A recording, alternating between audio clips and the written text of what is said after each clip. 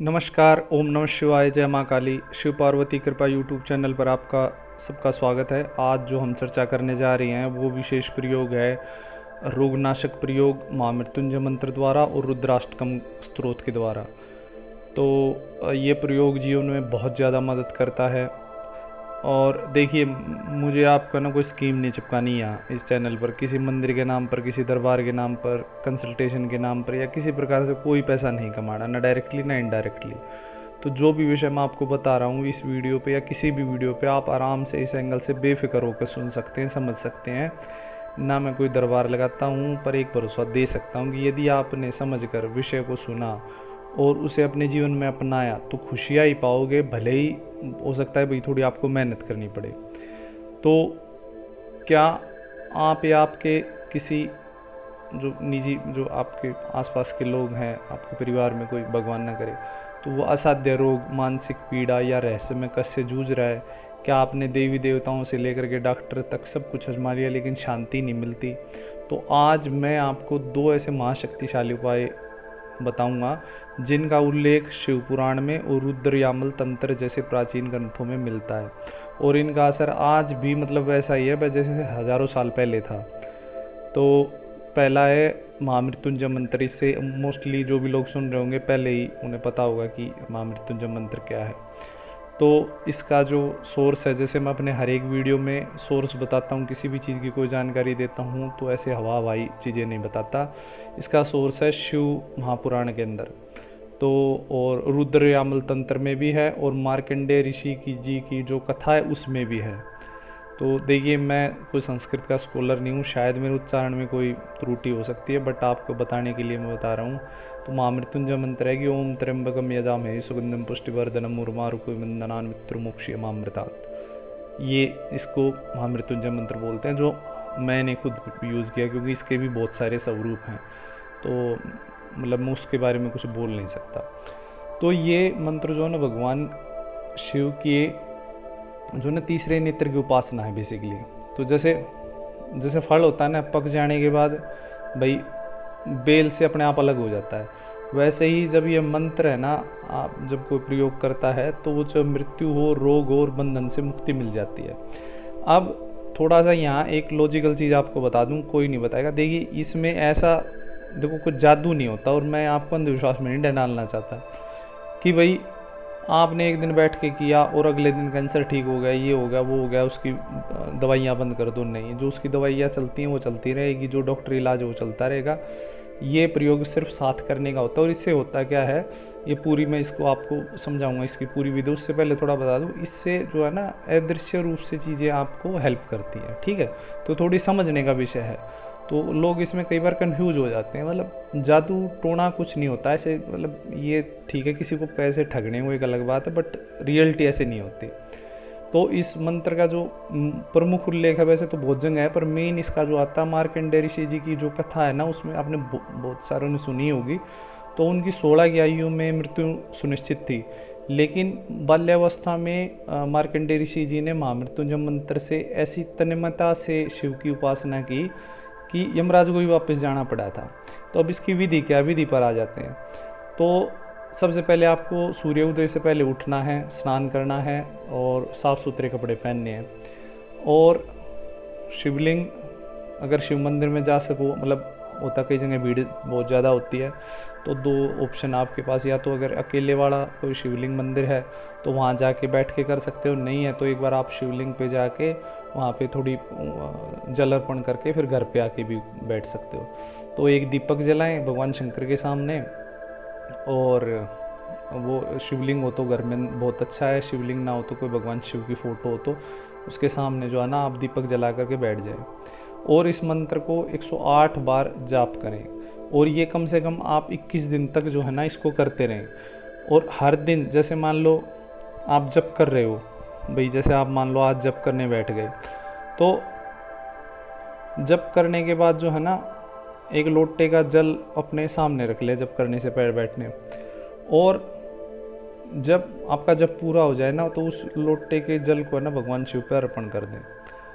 और उसी जल से जब आप अर्पण करोगे, उसी में से थोड़ा सा जल कुछ कटोरी कटोरी नीचे रख करके उससे ले लें शिवलिंग से, और हर शनिवार को एक बेलपत्र पर ओम नमः शिवाय लिखकर चढ़ाएं। अब फिर उस जल को आप जो है वो रोगी वगैरह आप खुद हैं, आपके परिवार के अंदर कोई या किसी के लिए भी कर रहे हैं तो उसको पिला सकते हैं, तो उसको अच्छा खासा इसके अंदर रिलीफ मिलता है। अब देखिए, मैं आपको दे रहा हूँ ना वो प्रैक्टिकल नॉलेज दे रहा हूँ, मतलब मैं को गलत चीज़ नहीं देना चाह रहा कि भाई जिससे आप या आपके करीब भी कोई खाम खा के पंगे में ना फंस जाए, है ना, करना अच्छा जाओ और हो जाए बुरा। तो उसलिए मैं थोड़े आसान प्रयोग लाता हूँ, खासकर शिव पुराण या रुद्र यामल तंत्र और ऐसे ग्रंथों से निकाल करके। तो ये बहुत और बहुत ना के बराबर लोग होंगे जो आपको फ्री भी दे दें, लॉजिकल भी हो, वैलिडेटेड भी हो, मतलब कहीं ना कहीं से ये प्रॉपर है, ऐसे ऐसे हवा हवाई नहीं है, और प्रमाणित चीज़ें दे रहा हूँ। तो और कुछ लोग फ्री दे भी रहे होंगे ना, तो बाद में दरबार के नाम पर, मंदिर के नाम पर, मतलब मैं उनको कुछ कमेंट नहीं करना चाहूँगा भाई, सबकी अपनी श्रद्धा, जो जैसे करे, मुझे कोई लेना देना नहीं है। बट मैं अपना बता दूं कि मेरा कोई एंगल नहीं है कि बाद में दरबार या मंदिर के नाम पर आपसे पैसे मांगने लग जाऊं। तो ये जो यहाँ जानकारी आपको दी जा रही है ना, वो सही अगर आपको लग रही हो ना, तो चैनल को आप कम से कम सब्सक्राइब कर सकते हैं, इतना तो कर ही सकते हैं।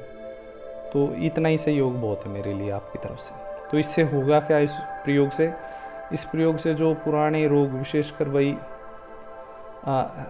दिल से संबंधित हैं, कैंसर है, मानसिक है, और कई बार नेगेटिविटी के भी होते हैं, तो कई बार नेगेटिविटी वाले में होता है, कई बार नहीं, एक आम आदमी पता कर पाता। तो ये प्रयोग करोगे तो उसका कोई नेगेटिव रिजल्ट तो आपकी तरफ आएगा नहीं, आएगा तो पॉजिटिव ही आएगा। फिर रोग प्रतिरोधक जो क्षमता बोलते हैं वो बढ़ती है, और मान लो रोग के पीछे कोई अन्य कारण है, किसी का कराया भी कई बार हो जाता है, तो वो भी अपने आप दूर होना स्टार्ट हो जाता है। तो ये था पहला प्रयोग। अब दूसरा प्रयोग होता है कि रुद्राष्टकम स्त्रोत का। तो रुद्राष्टकम स्त्रोत से भी जो है मानसिक और शारीरिक शांति, या कोई बहुत बड़े अगर कोई किसी कष्ट में, रोग के अंदर है, तो उससे भी दूर किया जा सकता है। इसका जो सोर्स है वो है रामचरितमानस और लंका कांड, और ये तुलसीदास जी द्वारा रचित है। तो श्लोक तो आपने सुना ही होगा कि भाई मैं फिर से बोल दूँ भाई, हम कोई संस्कृत स्कॉलर नहीं है, बट जो हमारे लिए ये चीज़ें काम कर रही हैं, तो मतलब उतना हमारे लिए प्रैक्टिकल नॉलेज बहुत है। तो जो जैसे स्टार्ट होता है, नमामि शमीशान निर्वाण रूपम विभुम व्यापकम ब्रह्म वेद स्वरूपम निजम निर्गुणम निर्मम चिदाकाशमाकाशवासम ब्रह्म भजे हम निराकार मोकार मूलम तुर्यम ग्रयागान गोतितमिशम ग्रीशम करालम महाकाल कालम, ऐसे करके जो स्त्रोत है, इस स्त्रोत की आपको पूजा करनी है। विधि मैं आपको बता देता हूँ, और इसकी कथा मैं आपको बता देता हूँ। ये जो है ना, जब हनुमान जी लंका पहुँचे थे ना, और रावण दरबार में जब जाते हैं, तब उनका मानसिक बल है ना बहुत अद्भुत है, मतलब होता ही है हनुमान जी का। तो तुलसीदास जी ने स्त्रोत को उसी जो हनुमान जी का जो बल था ना, उससे जोड़ के मतलब प्रस्तुत किया था। तो आप समझ रहे हो कितनी बड़ी चीज़ है ये। तो विधि इसमें बहुत सिंपल है। आपको करना क्या है कि भाई रात को सोने से पहले ना शांत सा कोई कमरा ढूंढ के और इस स्त्रोत का 11-21 बार पाठ करना है। आप कमरे में सारी लाइटें, मतलब जहाँ कर रहे हो तो लाइटें बंद कर देना, एक सिर दीपक जला लेना, और वो भगवान शिव जी महाराज के सामने या शिवलिंग के सामने जलाओ तो बहुत अच्छा है। कम से कम 11 बार, 21 बार भी कर सकते हो। और पाठ करने के बाद ओम नमः शिवाय मंत्र का 27 बार जो न जाप करना, और ये विधि आपको 21 दिन तक करनी है। इससे आपको मानसिक चिंता, भय, कोई नेगेटिविटी आपके घर में या आपके ओरे के अंदर, रोगी को रात में नींद ना आती हो, तो ये उनके लिए कीजिए। अब रोगी मान लो खुद ऐसा है कि वो नहीं खुद कर सकता, भाई वैसी कंडीशन में है, तो आप उसके नाम से भी कर सकते हो। तो करने से पहले ऐसे प्रार्थना कर सकते हो भगवान शंकर को कि लेकिन ये ध्यान रखना, आप थोड़ा अपने किसी ब्लड रिलेशन में ही करना, जैसे होता है ना माता पिता, भाई बहन, पत्नी, पति, ऐसे करके, क्योंकि अब पता नहीं आपके एनर्जी का लेवल क्या हो और आप कर रहे हो किसी 10वीं रिश्तेदारी के लिए, तो मतलब वो थोड़ा सा एडवाइजेबल नहीं है। अगर आप प्रॉपर पूजा पाठ वाले नहीं हो तो सिर्फ आप अपने घर के और अपने स्वयं के लिए ही ये प्रयोग करना। तो उसमें आप प्रार्थना कर सकते हो कि भाई मैं इस व्यक्ति के लिए कर रहा हूँ और मेरा इनसे ये संबंध है। तो इस तरह से आप किसी दूसरे के लिए भी कर सकते हो। अब जो है भगवान शिव का स्मरण ही ना मतलब जीवन की परम औषधि हमारे हिसाब से। तो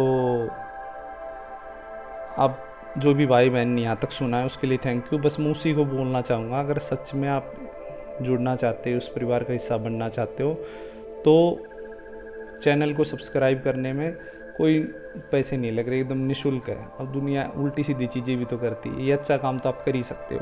और वीडियो को लाइक करके जाओ, और भगवान शिव जी महाराज और माता काली आपके और आपके परिवार की सदा जो है रक्षा करें, और कम से कम जो है ना 5000 लाइक्स इस वीडियो पर आएँ, और भगवान शंकर सबकी मदद करे। हर हर महादेव, जय माँ काली।